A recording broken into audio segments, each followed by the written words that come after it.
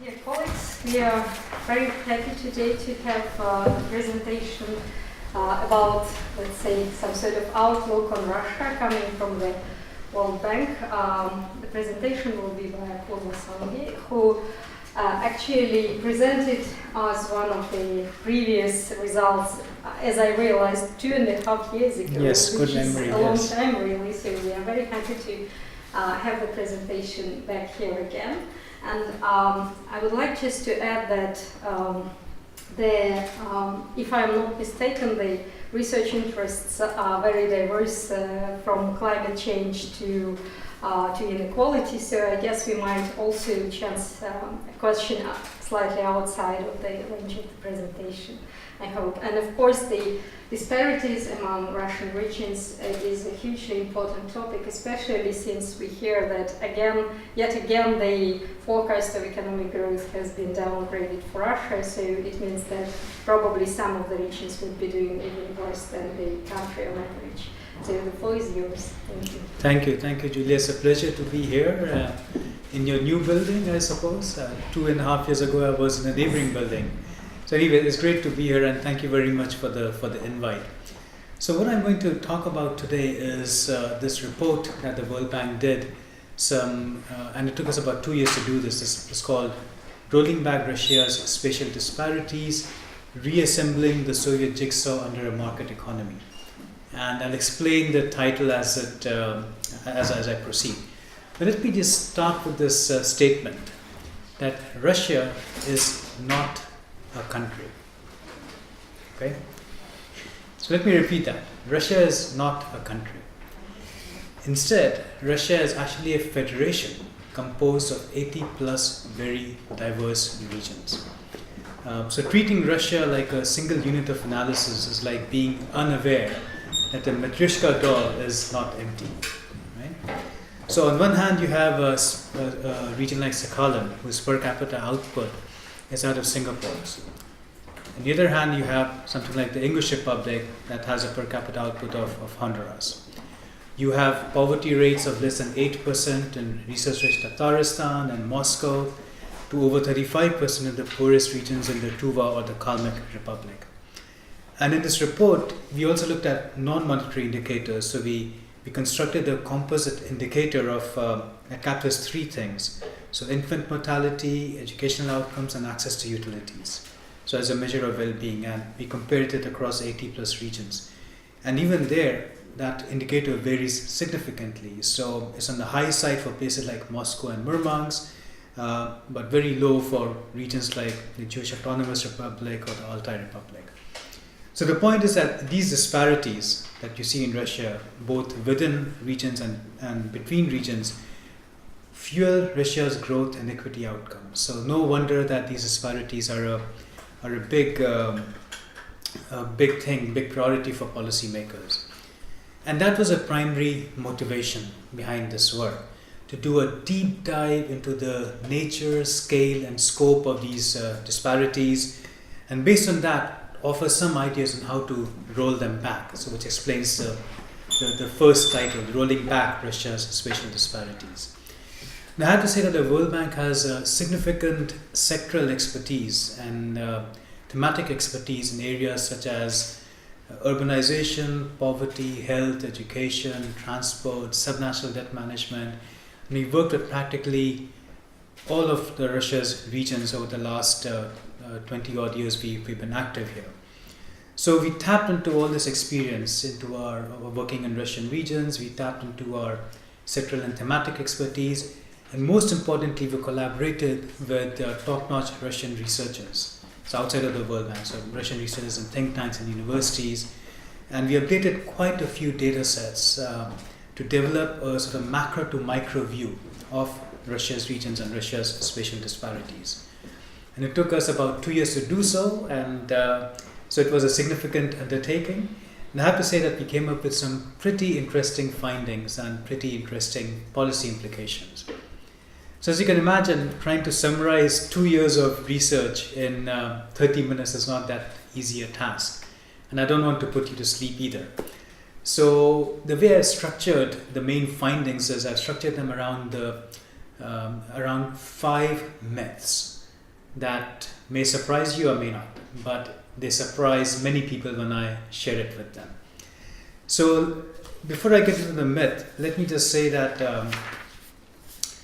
when you try to compare Russia's regional disparities with those of other countries, you hit a wall.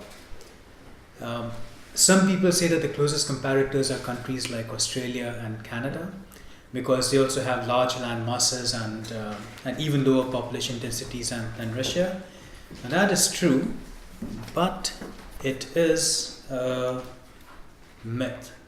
And this brings me to myth number 1, that Russia's regional disparities can be compared to those in Australia and Canada.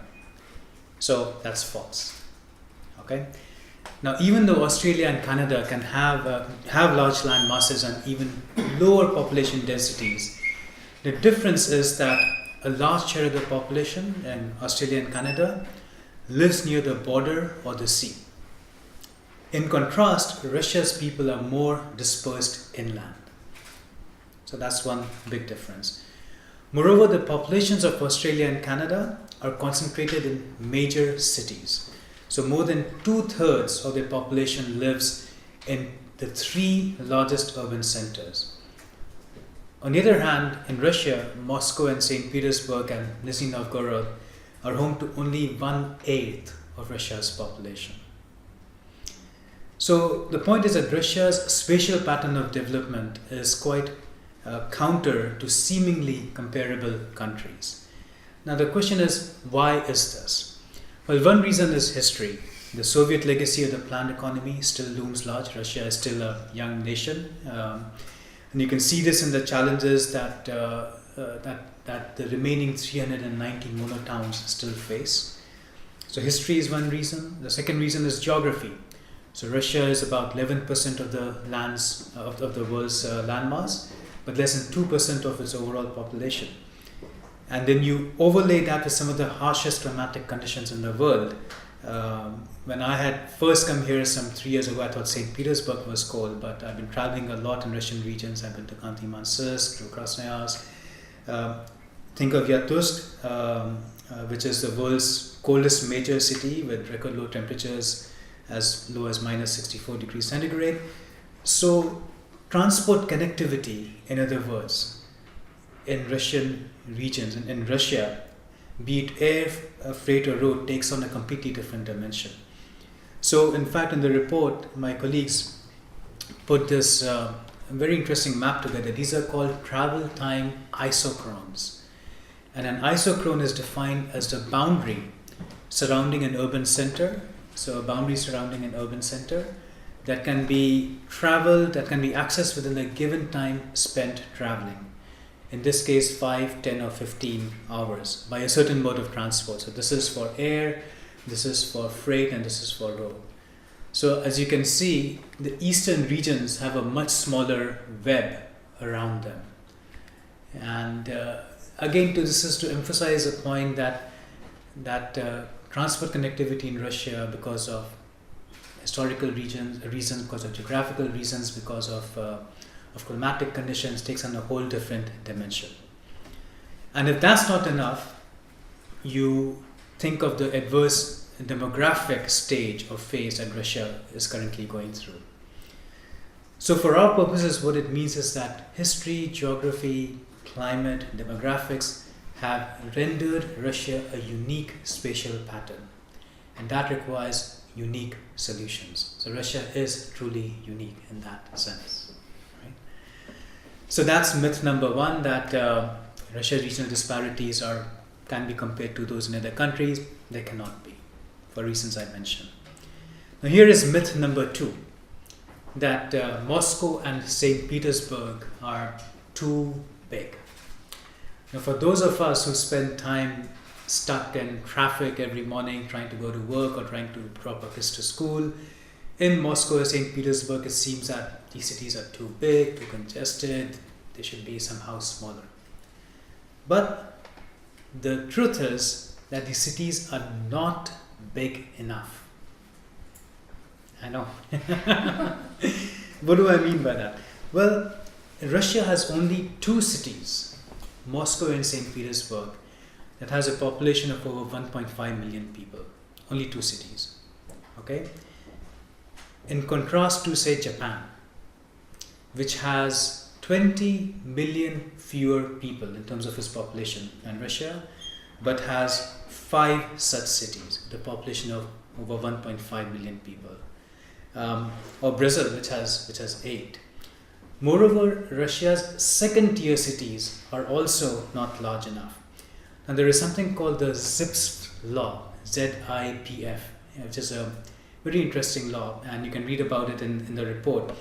But what it basically says in the case of Russia is that cities ranked between 3rd and 10th by population, so leaving aside Moscow and St. Petersburg, cities ranked 3rd and 10th in Russia by population account for only 6.6% of Russia's population.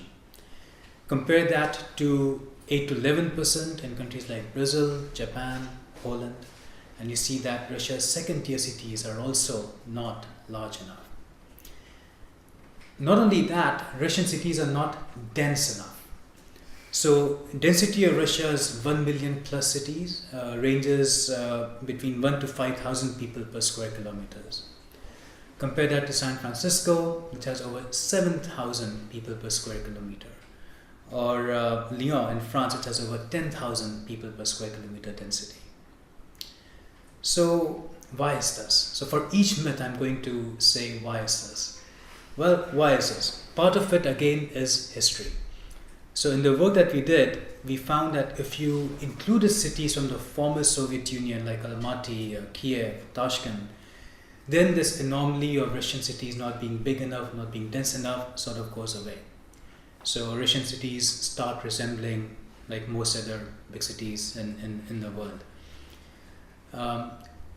But now we are in Russia, this is the former Soviet Union. So this suggests that the system of cities in Russia has not adjusted since the breakup of the Soviet Union, or has not adjusted as fast.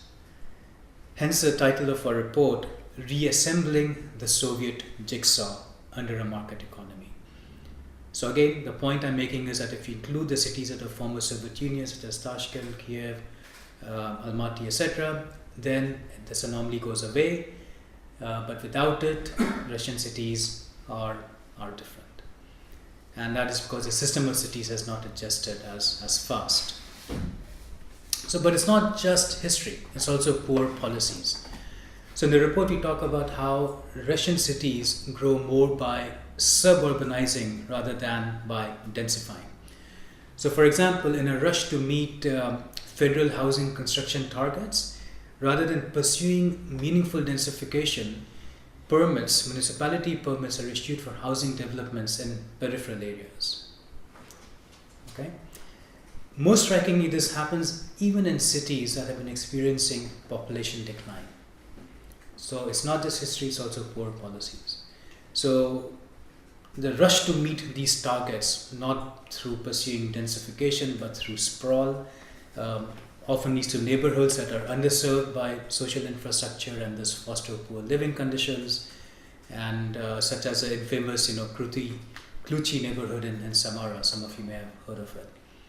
So what it means is that Russia will need to balance its urban system. Specifically, it will need to shift from 2 dominant cities at the top and second-tier cities that are not large enough or dense enough, and remove distortions that promote urban sprawl at the expense of economic density. And that's myth number 2. I have 3 more to go. Myth number 3. Russian regions are diverging in terms of income and poverty. So this is an interesting one, because if you look at where Russian regions were in the late 1990s, compared to that, regions are much less heterogeneous today in terms of per capita real incomes than they were in the 90s or early 2000s. So regions have in fact experienced convergence if you compare it to the late 1990s. In fact, most regions also saw a large decrease in consumption inequality between 2005 to 2015. And encouragingly, conditional on some characteristics, as we discussed in the report, poor regions grew faster than richer regions. So why is this? Well, we identify three factors that explain this convergence of Russian regions since the late 1990s. And these are the three convergence engines of integration of capital markets, labor markets, and federal transfers. So if you look at, so these three convergence engines, if you will, were running at full steam. So for example, there is little correlation now, today, between savings and investment volumes at a regional scale, which means that capital is no longer trapped within regions. So capital is more mobile between Russian regions today than it was 10, 15, 20 years ago. Now regarding labor markets, in the 1990s and early 2000s saw high rates of internal migration. Some of you may be aware that in regions such as Chukota or the Komi Republic, the populations migrated to other regions, huge chunks. In the case of Chukota, it was 2/3 of Chukota's population that migrated, 1/5 in the case of Komi Republics. And this phase saw immigration, huge internal migration to the large regional capitals in Russia, so Ekaterinburg, Krasnoyarsk, Samara, Novosibirsk. It all increased in the early 2000s. But the problem is this convergence is now slowing down. So overall mobility in Russia used to be 3%. So overall mobility between Russian regions used to be 3% per year in the 1990s. That is now down to just 1.2%. And internal migration, we discuss this further constrained by illiquid markets in land and housing, including social factors which especially affect youth and women. And also I talked about the third factor, which is federal transfers to regions. Now, federal transfers to regions have actually played a crucial role in bringing about this convergence. But they have fallen drastically over the last 3 years, 22% in real terms, and are therefore less of a factor that can promote this convergence, or that can promote rolling back some of these spatial disparities. So what it means is that these convergence engines of integration of labor and capital markets and federal transfers sort of needs to be restarted or needs to be rethought. So that's myth number 3. Now here's myth number 4, which people always say, what? So let's see your reaction. That Russia's poor live in, most of Russia's poor live in poor regions. It's false. So most of Russia's poor do not live in poor regions. Most of Russia's poor live in rich regions. In fact, Russia's richest regions house most of the country's poor. Now, poorer regions have a higher poverty rate, for sure. So almost 35% in parts of Siberia and the Far East. But they also have small populations. So if you look at Tuva and Kalmyk and Ingush republics, all put together, and these are 3 big regions in terms of area, but all put together they account for less than 2% of Russia's poor. In contrast, St. Petersburg and Moscow account for almost 10% of Russia's poor. So in absolute terms, richer regions are home to a larger number of the poor, despite the low poverty rates. So one of my Russian friends, when I was talking to him about this result, he told me that that Nikolai Gogol observed long ago in his famous novel Dead Souls, this phenomenon that where a man traveling through Russia finds that a rich landowner's peasants may be much poorer than a poorer one. So in some ways it sort of links to this. So most of Russia's poor do not live in poor regions. So what does this mean? For us, it means that it is not necessary to balance growth across regions. Rather, the focus should be on making Russia's richer regions work for the poor. Okay, this is a pretty interesting result. And finally, the fifth myth is that high potential regions are limited to Moscow and St. Petersburg. So you live in St. Petersburg, I live in Moscow, and we may sometimes have this big city bias. But in the analysis that we did, we developed something called the Economic Potential Index, which uses structural factors to identify regions' economic potential. And by structural factors, I mean factors that are associated with long-term productivity and development. So it's not short-term factors such as oil prices or interest rates or fiscal stimulus or monetary stimulus. It's things such as level of urbanization, access to markets, quality of human capital, composition of the economy, and so on. And we have developed this methodology for the EU and for India, and we customized it and applied it to Russia. And applying it to Russia, by the way, one caveat that we applied it only to the western part of Russia, or to the European part of Russia. Because if you include the entire country, the resource-rich parts of the Far East or to the eastern side just swamp overall results. So with that caveat, applying it to Russia, we identified 3 corridors of high potential regions in Western Europe.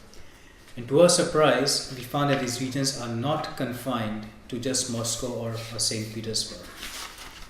So the darker the blue, the higher the potential. So what are these 3 corridors?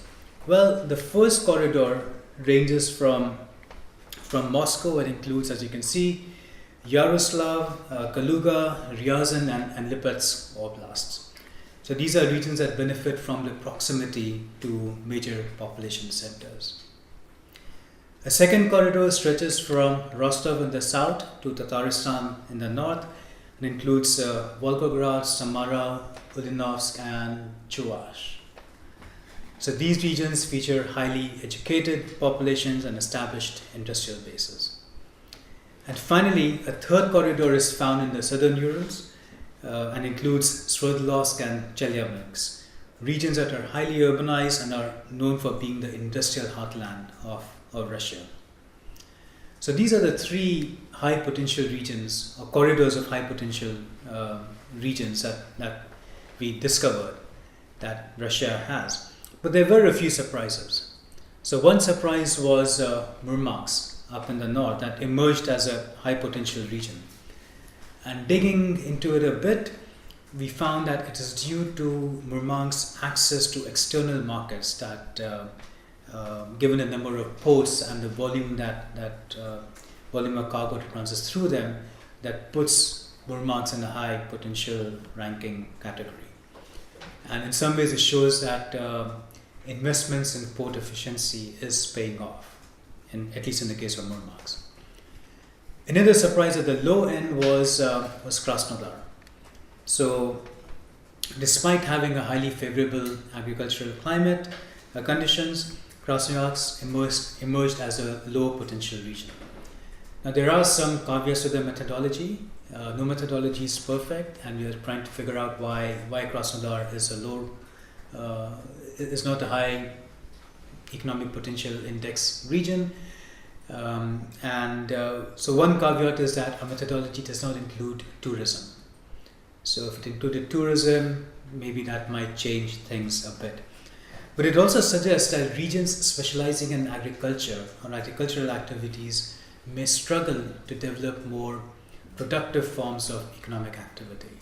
So it's a bit like the resource curse applied at a much smaller scale, if you think of it. So that was myth number 5, and what it means is that natural resources need not be the sole driver of regional development in Russia, and that is a pretty powerful finding. So finally, I'm going to talk about some of the policy implications, and then I'll close and we can have a nice discussion. So what are the policy implications? So I'm going to talk about what the federal government can do to roll back spatial disparities, what the regions can do, and what some third parties can do. So let's talk about what the federal government can do. Well, for starters, federal government can provide more fiscal stability to regions. So the federal government's approach to regions has changed several times over the last 2 odd decades. So the trend towards decentralization of power and resources in the early 1990s was reversed in 2000s and then sort of gone up and down, up and down. And the recent example is, as you may be aware, regions have a statutory requirement to fulfill social obligations of the federal government. But the problem is federal transfers do not cover them. So for example, regions are responsible for implementing the 2012 presidential decree that set targets for improving social standards specifically for pensions and for doctors and teachers, but the federal transfers do not currently cover the full cost of meeting these targets. Moreover, the amount of transfers ebbs and flows, mostly ebbs each year, yet these targets are fixed. So it's difficult for regions then to adopt optimal policies for optimal development. So one thing that the federal government can do is therefore to provide more fiscal stability to regions. The second thing they can do is align the regulatory burden better with the regional context and also delegate more to regions. So I'll give you a very concrete example. In 2014, new sanitary regulations for butchering were passed, but without validating whether there were if there were sufficient number of facilities in the regions to meet these new requirements for butchering. So what happened was that in many regions, including Bashkortostan, this added cost of butchering put thousands of smallholder farmers on the verge of bankruptcy.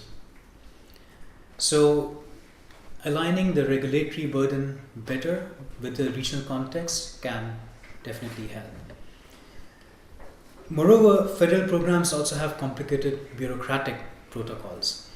So 3 years after its initiation, I'm going to give an example in Ulanovsk, the mostly federally managed port free trade zone in Ulanovsk is mostly empty.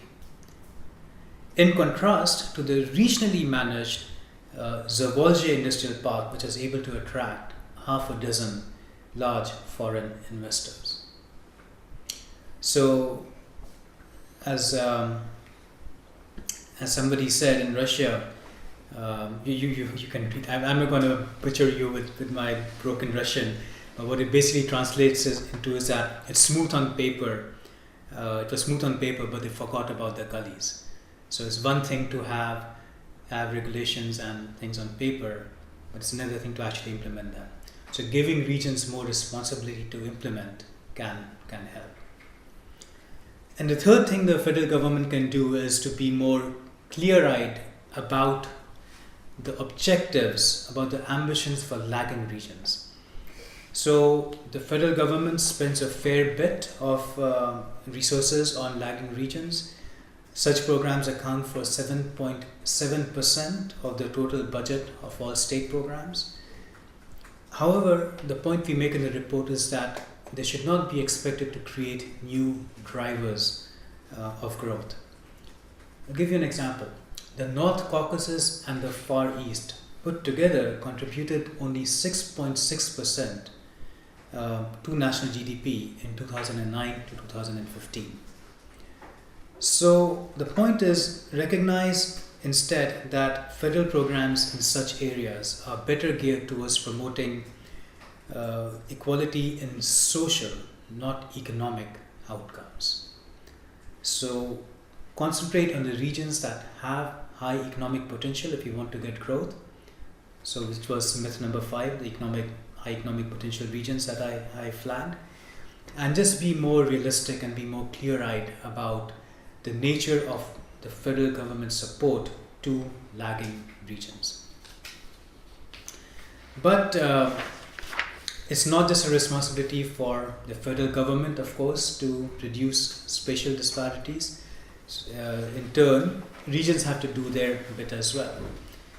So the first thing regions can do is to increase their self-sufficiency or reduce their reliance on the federal government for transfers. So one striking thing in Russian regions is that many Russian regions, in the work that we did, we found they do not charge the maximum allowable 17% corporate income tax. So the CIT, the corporate income tax, the legal limit, the threshold is 17%. And if you're a region, you can charge it. But most regions don't. So as a result, they lose revenues, they become more dependent on the federal government. So I don't know why that is. Maybe you might have some answers. I suspect it's something to do with the political economy of the regions, that even though they are legally allowed to, they do not fully charge this corporate income tax. But also, Russian regions could accelerate the shift from book value to market value as a basis for assessing tax on corporate property, land, and buildings. So right now, most tax in regions that is assessed is based on outdated, very low book values on these assets. So moving from book to market value can be a good source of revenue for regions. The second thing regions can do is that they can, let me get that later. So the second thing they can do is to increase self-sufficiency, is they can refrain from offering unnecessary tax discounts. Now, I've been to many Russian regions, not as many as I would like to, but to the ones that I have. And it's interesting that how each region or many regions actually promote themselves as a sort of like a tax haven, if you will, with very low taxes, and they expect investment to come in. And in fact, we found that 50 of Russia's regions offer some form of tax discounts to investors. Instead of what we say is of engaging in bidding wars, who can provide the lowest tax, regions should compete over the overall quality of the business environment, quality of investor services, quality of life indicators, because each tax discount should be seen as a subsidy, because it constitutes a potential loss of income. In other research, it's interesting that sort of these greater subsidies in Europe were found to actually increase manufacturing investment and employment, but only by existing companies. So these tax breaks do not actually necessarily bring in new investment. It's just increasing investment by existing companies. So the additionality of such incentives is not that clear cut. So the point is that in our own World Bank research, we found that fiscal incentives play only a small overall part. So they're a nice icing on the cake, but become crucial only when other structural interventions are in place. In the case of Russia, to removing infrastructure bottlenecks on the main trade corridors, improving logistical services. So tax incentives should be put through a rigorous economic analysis to ensure the separation of the good tax incentives from the bad tax incentives from the ugly tax incentives. Right now, there's not much clarity which tax incentives work and which don't. So the point is that by giving too much away to try to attract investment, regions could reduce their self-sufficiency. Yeah. And just anecdotally speaking, if you think of Amazon in the US and the way it negotiated with various cities, New York and Washington and whatnot, and got massive tax breaks, it's an open-ended question if it's going to be a net benefit for the host city or not. So anyway, another thing regions can do is they can better utilize federal programs for developing high-tech regional economies. So federal initiatives such as Skolkovo, Rosnano have led to the opening of almost 100 business incubators, some 80 plus technoparks, some 100 centers of technology transfer. However, the results of these initiatives are uncertain. So we don't know if it's because of an awareness issue, that regions are not aware that these initiatives are there, or if it's an advantage issue, that they're aware but they don't really see much advantage of these federal initiatives for their own region. So that remains to be seen. But regardless, while investment in human capital is a core function of the federal government, regions can do better in terms of fostering contacts between local academia and the private sector. It'll be very interesting to hear your experiences on that front. And finally, regions can subject themselves to more market discipline. So currently, credit rating agencies provide some independent monitoring, assessment and benchmarking of regions' performances, but the coverage is limited in scope. So Fitch rating agency covers only some 40 plus regions, about 45 regions of the 80 plus regions in Russia, and Standard & Poor's S&P covered only 9 in 2017. So to that extent, RC, the Agency for Strategic Initiatives, can play a deeper role as rankings to help identify and improve a region's investment score, investment climate. So that's a good innovation, and the larger point here is that by regions subjecting themselves to more market discipline can ultimately increase their self-sufficiency. So that's it. I'm going to stop here. So we discussed motivation, we discussed these main findings in the form of 5 myths, and these policy implications for federal, regional and sort of third-party actors. Let me just end with noting that I'm originally from India, in case you didn't already guess, which is also a large and diverse country. And now I'm privileged to work in Russia and its fascinating regions. And this makes me realize one thing, that usually most people fall into the trap of being unable to see the forest for the trees. We are too caught up in the small details and sometimes miss the bigger picture. But treating countries like Russia and my own country, India, as a single unit of analysis exposes us to the opposite risk, not being able to see the trees for the forest. In other words, you have to recognize and deal and appreciate the diversity that these countries have. So, thank you very much. Thank you. Any questions? Maybe, if you don't mind, I could start. Just maybe you could remind us or tell to some of us why it's important that more population live in cities, that cities are larger, and what is their motivation? Because I'm not sure that our students especially know the reasoning behind the second myth. Sure. So it's basically related to economies of scale, scope and density. Now, if that's too jargony, let me explain. So if you think of yourself as a city planner, okay, you have to lay down a metro line from A to B. You have 2 options.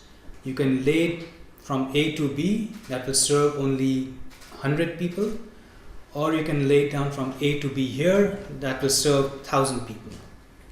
Which is more cost effective? The first or the second? Obviously the second. So more people concentrated in one place brings you more economic density. So the cost of supplying public goods and infrastructure, metros, ambulances, fire brigades, roads, etc. becomes much lower. You also attract more businesses because there's a market for these people. So economists call this the economics of density. And one thing that we sort of have realized over research over the last 15, 20, 30 years is that economics of density is key to promoting urbanization. And urbanization is key to promoting growth. No country today has grown rich without urbanizing. Not a single country. So you have to get your urban system or cities right, which means you need to promote such economics of density while avoiding urban sprawl and congestion and pollution, etc. So that's what I mean. Thank you. Other questions? If there are questions you want to ask but I'm sure if you can ask them in English, I'll be happy to help you with translation. Если есть вопросы, можете задать по-русски, я переведу. Thank you for this extremely interesting report. I would like to ask, can you mark the main reason of regional turbulence in Russia? On what should our government concentrate, in your opinion, budget reform, fiscal stability, or something like that? So it's a mix of all that I described. It's a mix of better fiscal stability. It's a mix of regions also stepping up to the plate and playing their role in terms of increasing their own self-sufficiency. So there's no one single thing. It's a combination of all these factors, really. Oh, and by the way, just in case, I know time is short, and I hope this is not just a one-off interaction, and I'll be very happy to interact with any of you. In case you run out of time, these are my contact details, email, Twitter, whatever works for you. Please feel free to reach out to me. Please. Thank you for presentation. I have not exact question, but more comment. I was born not in St. Petersburg, but in Siberian city, Irkutsk. So I'm thinking about this disbalance in the development of our cities.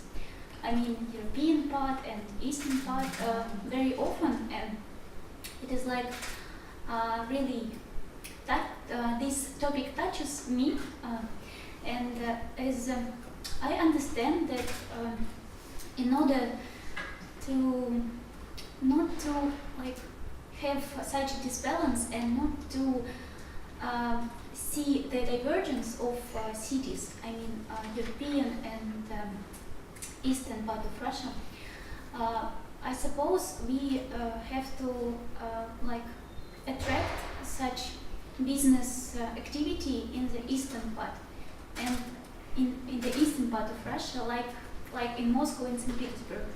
Otherwise, Eastern cities, they will diverge, I suppose. I don't know, I feel it like this. And I would like to maybe ask your comment on this situation. How can we attract this business activity in Eastern part? I mean, in cities that are natural based economies. Yeah, so there is no easy answer really to attract investment. And no, in principle, you can attract investment not anywhere, but in most parts. The question is at what cost and how do you do it? So I think the point we make in the report is that most Russian regions, including in the Far East and in places like Irkutsk, and by the way, I was there last week in Baikal, and I was in Irkutsk, Baikal, and Listvianka. It's an absolutely beautiful part of the country. Anyway, the question is at what cost? So do you attract investment through engaging in bidding wars, through giving tax breaks and giving huge subsidies to investors, or do you compete on other dimensions? So in that part of the country, tourism is one big potential that Irkutsk and other cities can compete on. So I don't have any ready-made solution. This is ongoing discussion we have with many regions. I was in Bashkortostan, Khanty-Mansky, and the same question keeps coming again and again.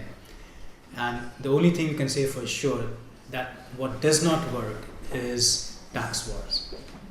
And so instead, compete on the quality of your overall business environment, compete on the quality of investor services, compete on these cross-cutting issues, if you will, rather than trying to attract a particular kind of industry or through giving them too many subsidies. The rest are in the details. Thank you. And, thank you for presentation. I have one more question. I didn't get it clearly. What does it mean, economic discipline in terms of regions? Economic discipline. discipline. Fiscal discipline. You're talking of this one? Yeah. Market discipline. So you know credit rating agencies like Fitch, Standard & Poor, Moody's. Are you familiar with these rating agencies? Not good. Okay. So these rating agencies, they look at country X. It could be any country. They look at Russia. They look at the US. They look at Brazil. They look at various countries, and they have their methodology. They have their metrics, and they say that, oh, this country is investment grade, we'll give it a AA rating. This country is not, we'll give it a B- rating. And that affects where investment flows. So as an investor, if I'm seeing that Fitch, Moody's, S&Ps are all rating a particular country as below investment grade, then I would not put my money there. Okay, so these rating agencies serve that purpose. Now, remember my opening line when I said Russia is not a country; it's actually a federation, right? So interestingly, because it's a federation, regions themselves are allowed to go to the market and raise money through issuing bonds and whatever have you. And in order to know how creditworthy a particular region is, you have the same rating agencies, instead of using countries, they assess regions. So in the case of Russia, they actually rank and assess and evaluate Russian regions as, well, this Bashkortostan investment grade is Tatarstan investment grade is Moscow, St. Petersburg, etc. So in other words, regions, by subjecting themselves to more market discipline like this, they send a strong signal to investors that, hey, we are ready, and if we are not investment grade yet, we've gotten ourselves assessed and we know what to do. That may answer your question. I'm not sure if IRCOS or the regions there are part of the coverage of Fitch or S&Ps, but subjecting themselves to more market discipline sends a positive signal to investors. No, sorry. Okay. From the beginning of your lecture, you speak about Soviet jigsaw. And my question is, what is your opinion on such projects as Eurasian Union, Eurasian Economic Union, or some initiatives to deep economic relations with Kazakhstan, Central Asia, Armenia, and so on. So not in terms of economic, but in terms of economical and political, some kind of rebuilding Soviet relations, Soviet connections. Yeah. So that goes beyond the scope of what I intend presenting today or discussing. So I'm afraid that will have to wait for the next time I come here. I'm not in a position to answer that question. In terms of the economic union aspects, of course, it's the more integrated the region is, the better off. I don't think anyone can deny that. And in the case of the Eurasian Union, the customs union works relatively well. But there are, like any union, and think of the EU as the most sort of famous union nowadays, there are issues and there are steps you need to take in order for unions to be truly effective. And the Eurasian Union is still a young union and it still has some ways to go. So let me ask you a question. I gave you 5 myths. Which myth surprised you the most? Anyone? About poors who live in rich cities. Right. And that is basically because the poor migrate to cities like Moscow, St. Petersburg for jobs. Or maybe also that Russian regions are diverging. That's also right. Is a sort of Yeah. well-established myth. Yeah. So the time trend is that the divergence has been reducing. Yeah. That's a very interesting point. And maybe if I can show the last question. Please. Among the measures that you mentioned, for example, on behalf of the federal government, would you think that providing more infrastructure and connecting regions better, especially in the eastern part of Russia, in terms of transportation of all sorts, do you think this would increase the opportunities that are available for the regions? Yes, absolutely. In fact, in the report we have a whole discussion on transport connectivity. But the interesting thing is, even though in some cases, it's not a blanket advice, in some cases, even though improving connectivity makes it easier to transport goods and services and helps regions' GDP or GRP, gross regional product, to increase, it can also have an opposite effect, because it also facilitates the easier exit of people and resources from already poor region to elsewhere. So transport connectivity can be a double-edged sword. But at least so being aware of this, when we applied our models to Russia, we did find that overall transport connectivity is a positive factor. But then it also depends on what kind of transport connectivity. Are you talking about air? Are you talking about freight? Are you talking about road? And in the case of Russia, we found that road connectivity is Russia's weak spot. So even though air connectivity is relatively better and it's not as good as it can be, arguably, but road connectivity is quite poor. But then this is where I have some sort of, for the lack of a better word, sympathy for our road engineers, I guess.